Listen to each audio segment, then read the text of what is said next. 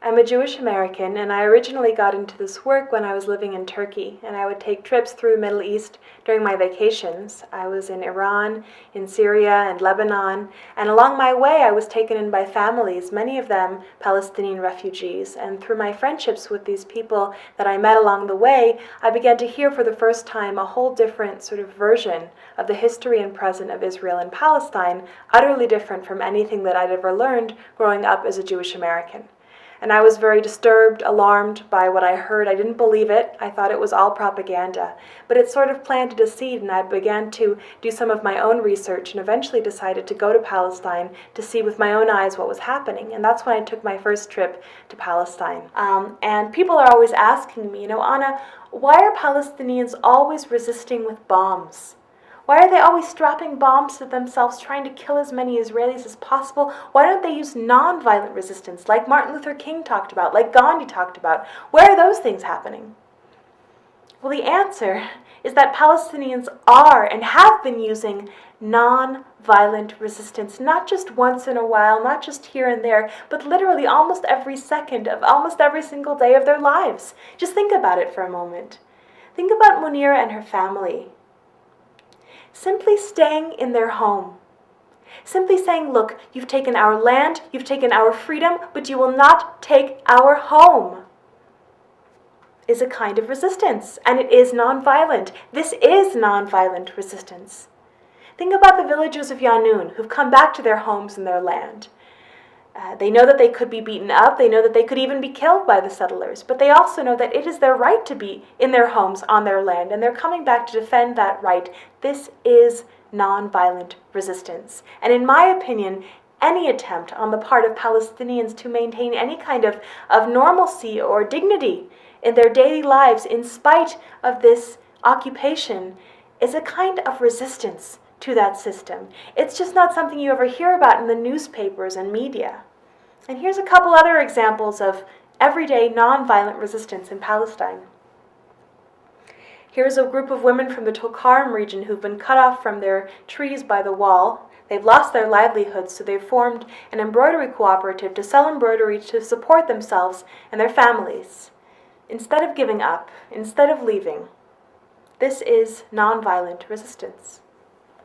This is the village of Atawani, where settlers have actually boiled barley seeds in rat poison and spread that poison around the landscape of Atawani to try and dissuade shepherds from bringing their sheep to their land for fear that the sheep will eat the poison and be killed. Well, I talked to the shepherd, and she knew about the poison, but she also knew that if she doesn't come back to her land, then the settlers would have gotten exactly what they wanted, and over time they would have come and confiscated the land, saying, well, nobody else was using it. So she's coming back to defend her right to be on her land, even if she might lose a sheep or two. This is nonviolent resistance. Painting the wall, nonviolent resistance.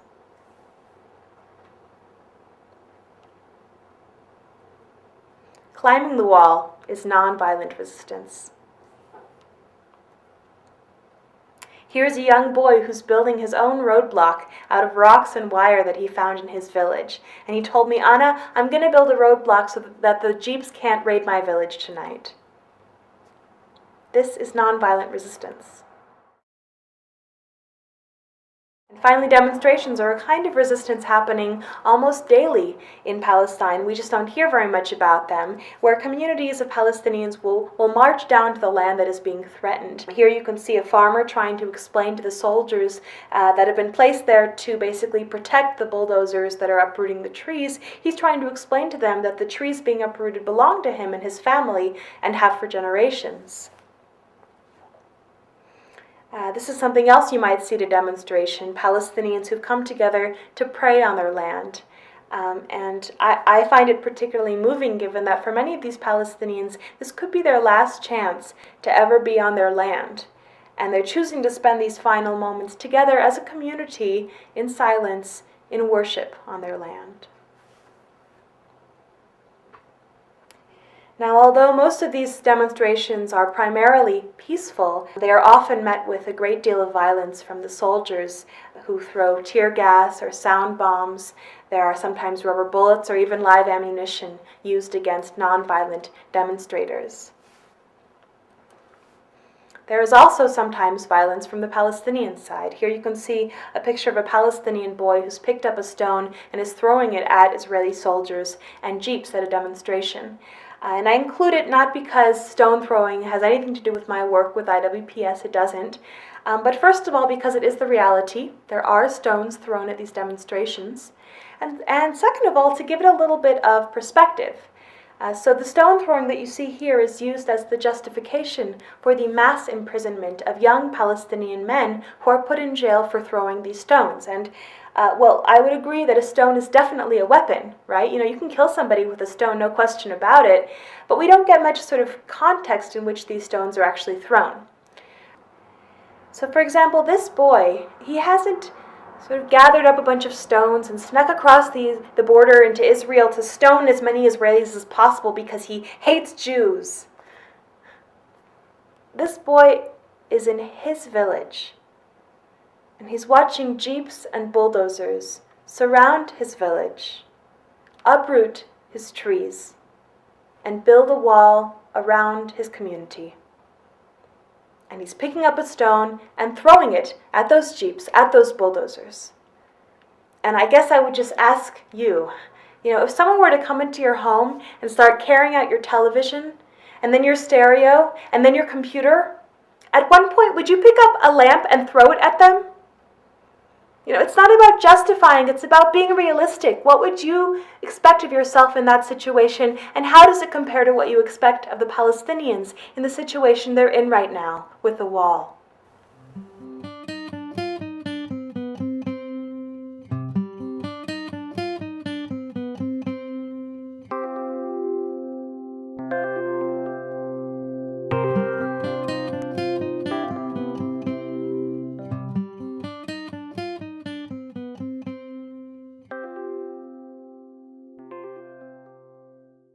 I was born in Philadelphia, Pennsylvania in 1948. And if you're a Jewish kid born in this country in a fairly strong Jewish community after the war and after the establishment of the State of Israel, you are raised in a very potent combination of traditional Judaism and political Zionism. I mean, the two are not separated. I was told that I was blessed to have been born at a time when my people had been redeemed from 2,000 years of oppression. We were finally safe. God had redeemed us. The exile was over. The suffering was over. We had returned to our land. And it's in the liturgy. We pray every day to God to preserve and protect the state of Israel, the first flowering of our redemption. That's Jewish history. It's the history of redemption from the threat of annihilation. And that's why it's so deep in our DNA, the sense of existential threat, and that we have to protect ourselves. We have to be separate. We have to be different. There was also a sense of a kind of, with that vulnerability, that sense of threat, there was a sense of superiority as well. We are above the fray. We're somehow special. And of course, it's right there in the Bible that we're special. So I grew up with that. The American Jewish community certainly bears responsibility for Israel's human rights abuses, primarily as Americans. Americans bear responsibility for Israel's human rights abuses because we are complicit in our government's policies and in our government's actions. Does the American Jewish community in particular bear responsibility? I'm a little bit cautious about the assumption that sometimes is behind a question like that, which is that nothing can change or will change until the American Jewish community turns around. That our government can't act without the support of the American Jewish community and its blessing in pushing back on Israel. Christians in the churches make the same assumptions. This is interfaith. We have to do this with our Jewish brothers and sisters. It's their land. It's their project. It's their, butts on the line or whatever. I don't think that's true. I think, for one thing, the reality is the American Jewish establishment, the federations, the political action groups, the denominations are dug in. I don't know, it might crack open, but I don't think we can wait for that. So the assumption that we have to wait for the Jews, we can't do this without the Jews, and that the Jewish community is key or is core to that, I challenge that. I also think it's anti-Semitic, ultimately, to say that the Jews are so powerful that we can't move without them. Or maybe it's not anti-Semitic in itself, but it has anti-Semitic flavor to it. It's like, why are the Jews so powerful? We can't move without them. They've got all the money. They control the media. All of these classic anti-Semitic cliches. I think we have to deconstruct them. The Jewish community is what it is. It has the right to define its interests the way it does and to stand up for them. It doesn't mean we have to listen to them if we decide that it's against our national interests as Americans, and it's becoming more and more clear that that's true, that it's against our faith as Christians. More and more Christians are realizing that that's true, just like they realized it was true with respect to racism in this country and in South Africa. Just because the Jews say so, or demand it, or try to intimidate us by saying, please, you don't mean that you want to take support away from Israel, do you? Or to the Christians, they say, we thought you were our friends. Why are you delegitimizing Israel? We thought you were our friends. It's very powerful to Christians. If you allow that to happen, then speaking now as a Jew, I'm telling you that you're insulting me and you're hurting me. I don't deserve to be treated like the eternal victim who can't be said no to. If you want to love me, if you want to respect me, then say to me, you're out of line. You're hurting yourself and you're hurting us. I can't support this anymore. That's how to love me. That's how to respect the Jewish people. And if the Jewish establishment comes back at you and says, no way, I thought you were my friend, then I would ask you, what kind of a friend is that?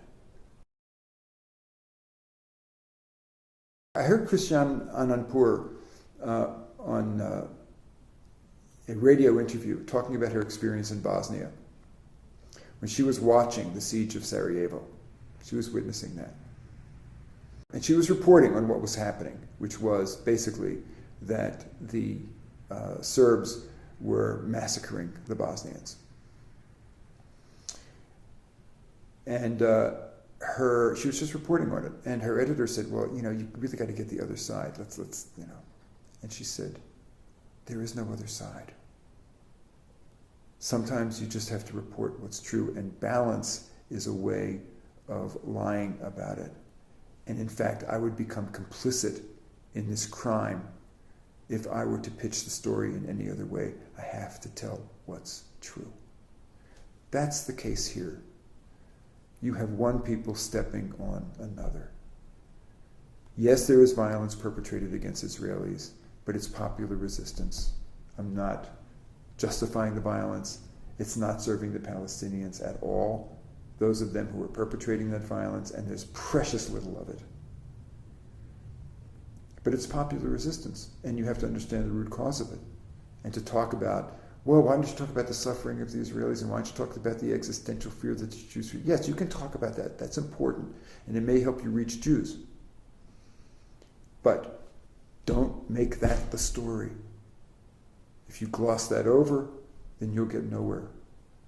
Prophecy, if you want to talk about prophecy and speaking truth to power, is about acknowledging what's true and what's truly broken, mourning that, grieving that, and moving on.